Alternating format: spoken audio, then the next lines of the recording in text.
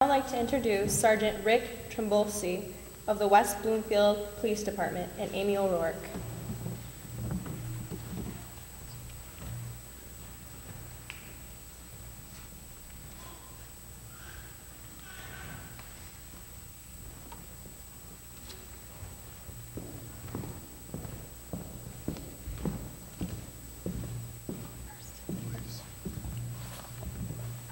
Hello, it's an honor to be here.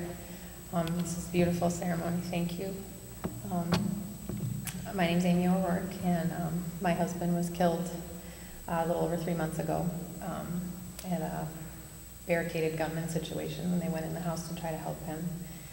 They thought he was just trying to commit suicide, and he was going in to help him and talk him out of doing it like he'd done many, many times before. But instead, they were met with gunfire, and he was shot in the neck and killed instantly.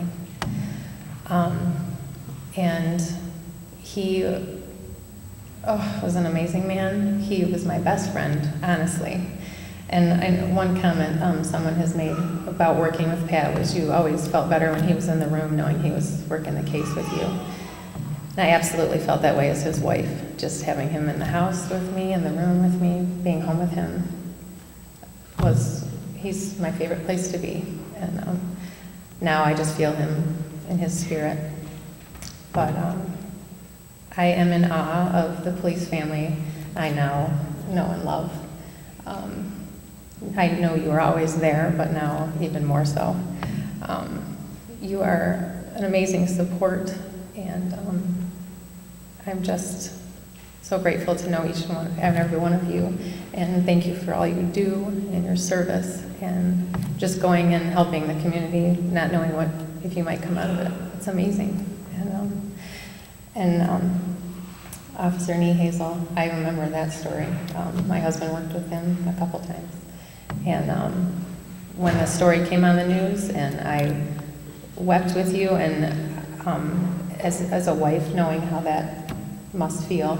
Imagine it many times, a lot of those faces we saw, each of those stories on the news, imagining how the families felt, begging Pat to never do that to me, not that he had any control over it. But it's a hard job that we do as police families, and I think we become maybe complacent, thinking it's okay, they're just doing their job. But it's a dangerous job. So what's happened to me now, I've just come to realize you have to really embrace every second as special and maybe your last.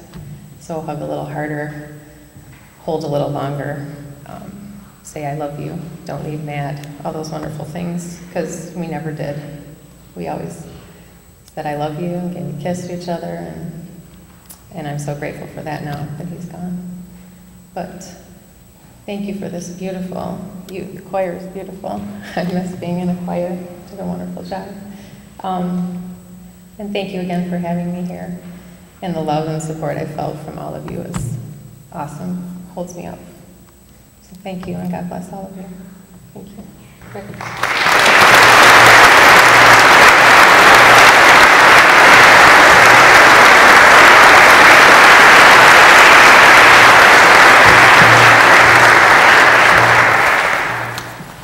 Thank you, everybody, for being here today and for this beautiful service. Ours is a dignified profession, and I really do believe that, and I believe every officer here should be proud to say that they are a law enforcement officer.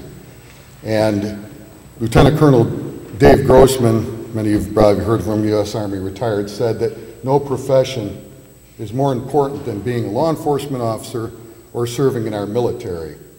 And I would agree with him in this respect. There are many great occupations, clerics, farmers, doctors, they're all much needed. And I'm a cleric also, so if you'll excuse me for interjecting a little bit of that in here. I'm a deacon in the Catholic Church, but I do agree with Lieutenant Colonel Grossman in this sense. If teachers quit teaching for a day, and if doctors quit working for a day, if clerics quit preaching for a day, and some of you probably would be glad that that happened, we would be able to survive. It would not immeasurably change our country. But if law enforcement officers stood up tomorrow and said, we're not going to protect and serve, we're not going to defend the weak, and we're not going to keep our streets safe, and the bad guys knew about it, what kind of anarchy would occur in our country for at least a day. If our military brothers and sisters out there stood up and said, we're not going to defend our country today, no matter the threat, the danger, what would happen to our country that day if our enemies found out? So in that respect, those occupations are very important.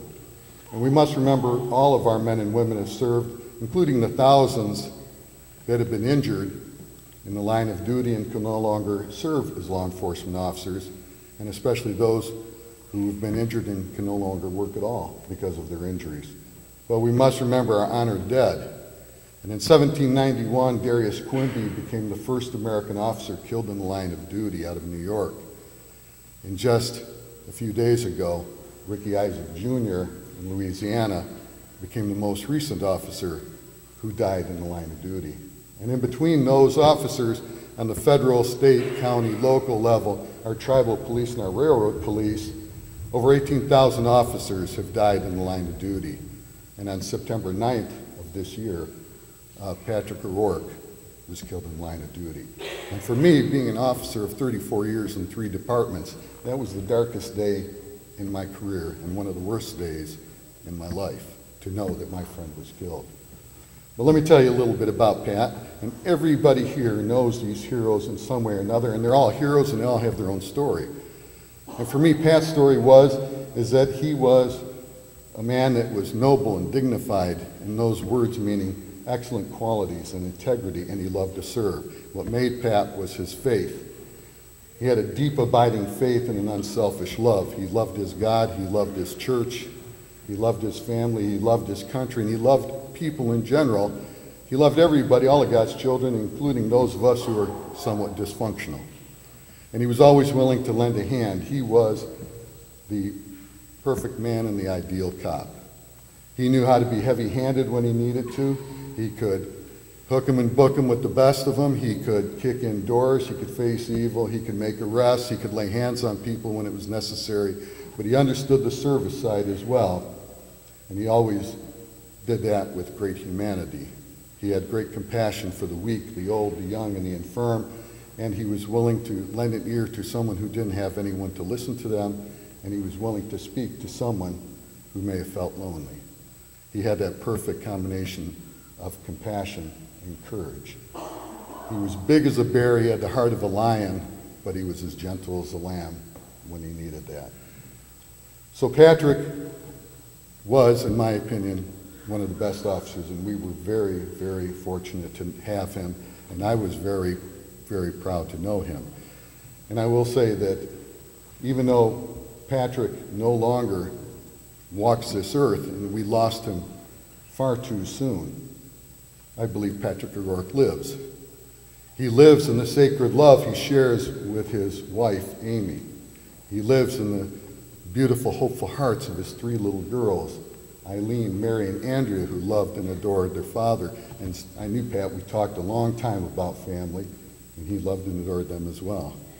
He lives in the person of his only son, Stephen, who was born 2 days before Christmas last year. The little boy who will never know from his father personally how much he loved him. He'll have to learn that from others.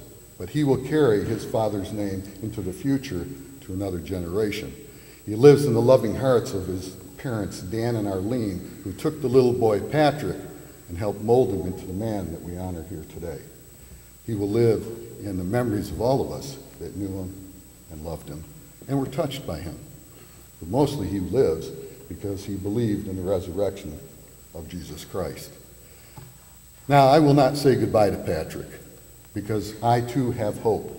I have hope that I will see him again in the future when we pass through this vale of tears.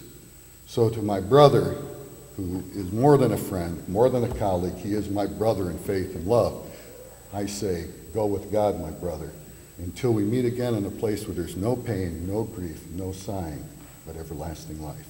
Thank you very much.